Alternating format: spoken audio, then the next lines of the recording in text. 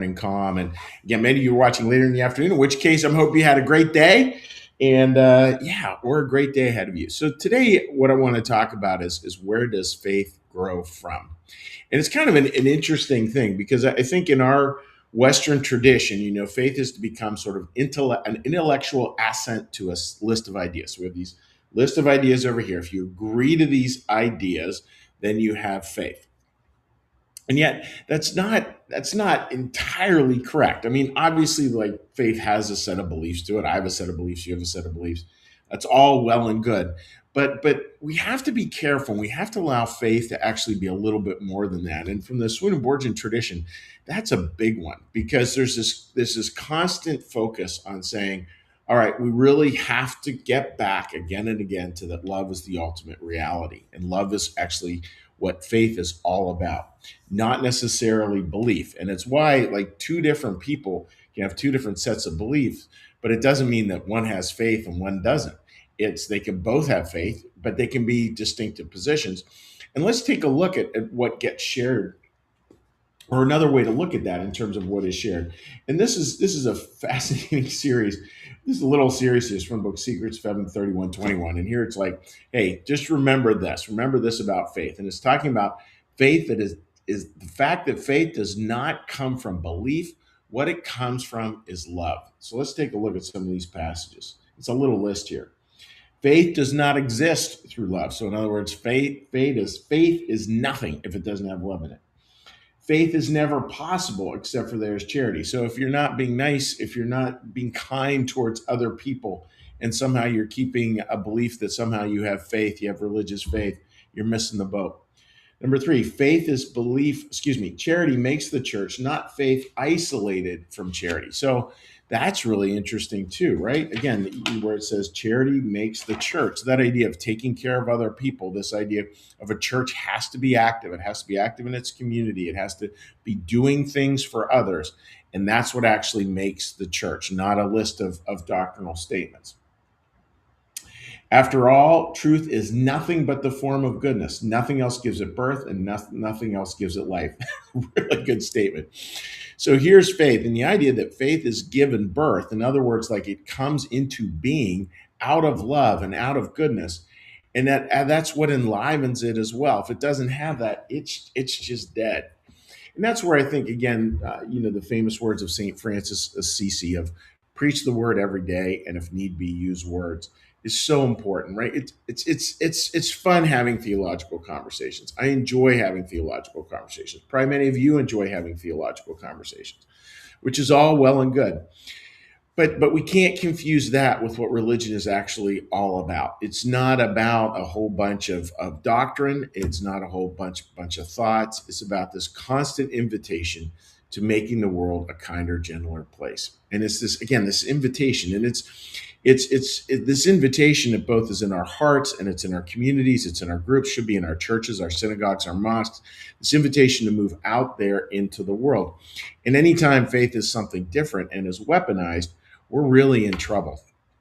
And it's very easy to do that. That's why I think it's so important to really be careful about anything that sort of positions Christianity as sort of a warlike way of deciding who's in and who's out and who are the good guys and who are the bad guys.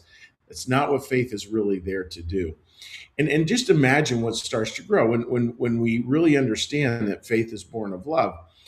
What it does is it helps us to just have this deep trust. I mean, that's another word you could use for faith is the word trust. In the old Greek, it really was very close to the word trust. So when we're coming from love out there in the world, we can trust that there's a goodness out there in the world, and that goodness will have the last word, and that we can exercise goodness, and that there's a peace that comes from we're just simply going to come from love as best we can, and it'll be messy and we'll miss and this and everything, but we know we're coming from a good place. And there's a peacefulness that can settle on our hearts, after a while from that position. And that's what that's what I'd ask us to think about today. Just really try to think through an idea of faith, of what for you is the faith that comes out of love. When you're really thinking from love, what's the belief system that comes forth? What's the intellectual paradigm that you see start to form? And I think you can. I think you can really start to see it. And boy, Jesus is such a beautiful example of it. This beautiful example of, yes, there's truth and there's doctrine, but it's all coming out of love, and stories that are all coming out of love, and intellectual positions that are all coming forth from love. Just incredibly beautiful, beautiful stuff. So there's your thought for today, friends. So where does faith grow from? Well, why intellectual belief is not something we want to poo-poo and say doesn't matter. What's more important in terms of answering the question, where does love grow from? It grows from our hearts. It grows from love. It grows from God, put simply. Practice that a little bit today, and I think you'll find a little bit of peace and a little bit of inspiration. All right, dear friends. So with that being said, what we're going to do now is we're going to take a little breath. We're going to ring the prayer bell, listen to the prayer bell, just let it clear our thoughts. Then we're going to do a little meditation, a little prayer, and a little blessing, and then we'll say hi to our friends on Facebook. So with that, let's start out with a little breath and the prayer bell.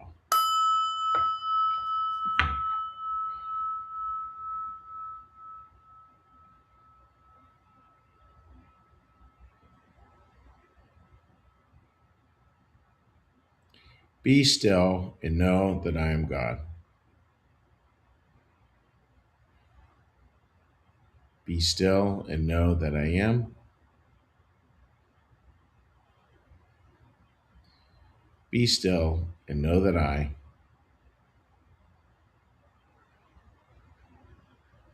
Be still and know that.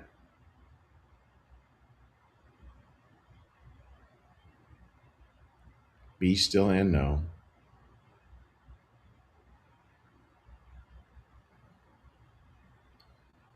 Be still and.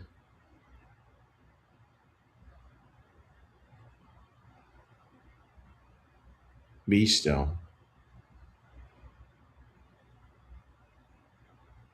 Be.